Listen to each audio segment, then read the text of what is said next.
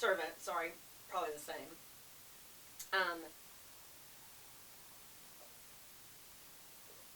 Interesting.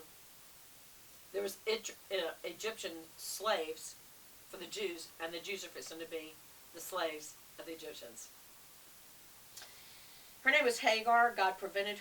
She said to Abram, "The Lord's prevented me from having children." God didn't say that. She's assuming that. "Go and sleep with my servant. Perhaps I will have children through her." And Abram agreed at Sarah's proposal. Now imagine how Hagar feels about this. To me, it's rape. And so you're thinking, Abram, it's like, I don't see where she was liking this. Matter of fact, I think she says she doesn't. She became pregnant, but when Hagar knew she was pregnant, she began to treat her mistress Sarai with contempt. She's not liking this, so I don't like how this went down. Then Sarai said to Abram, "This is all your fault. I put a servant in your arms, and now she's pregnant, and she treats me with contempt. The Lord will show who's right and who's wrong, you or me." Abram said, "Look, she's your servant, so deal with her as you see fit." Then Sarai treated Hagar so harshly that she ran away.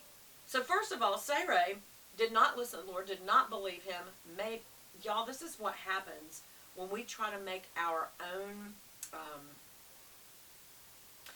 help the Lord out and make our own way of doing things. It never works out.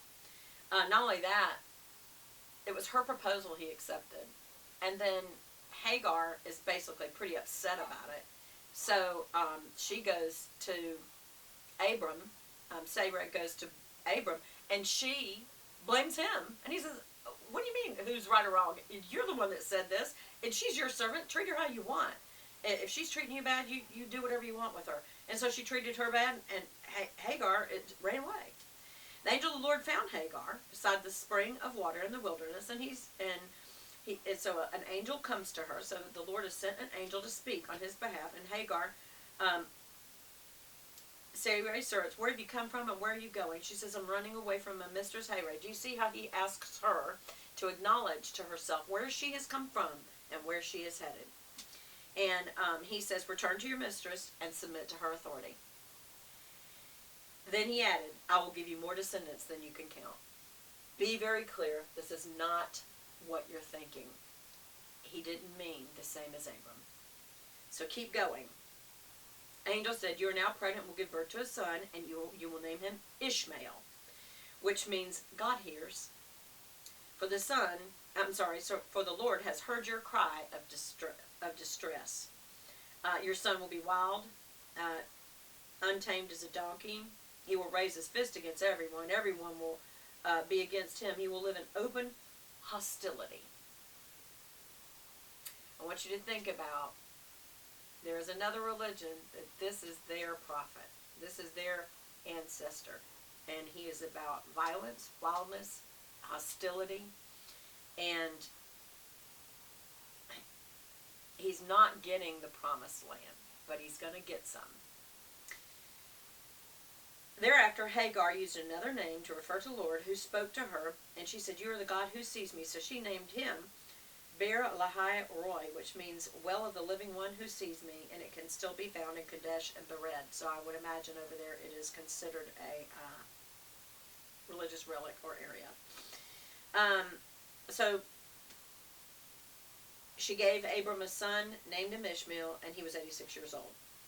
Okay, in 17 it says, "Lord appeared to Abram, and he said, I am El Shaddai, God Almighty." So that's a name that God has given besides Jehovah, which means the great I am. "Serve me faithfully and live a blameless life." That is a message to us. What do I do with my life? What is the purpose of my life? What you're really asking is, how will I get my great name to fame?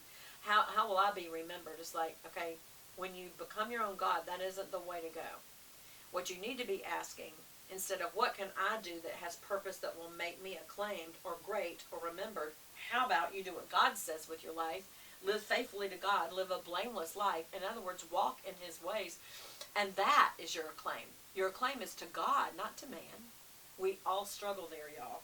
But let this serve as a message to you. "Serve me faithfully and live a blameless life.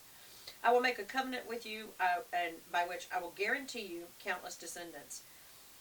Abraham fell face down on his fell down on his face and said, "This is my covenant with you." And God said to him, "This is my covenant with you. I'll make you the father of nations." He goes on and he keeps reiterating it. Are you noticing that? You'll be the father of many nations. You'll be the father of many nations. I feel like God is trying to help Abram believe that this is going to be true. And he says, "I will give you the entire land of Canaan," in verse 8, and now, where you now live as a foreigner, to you and your descendants, and it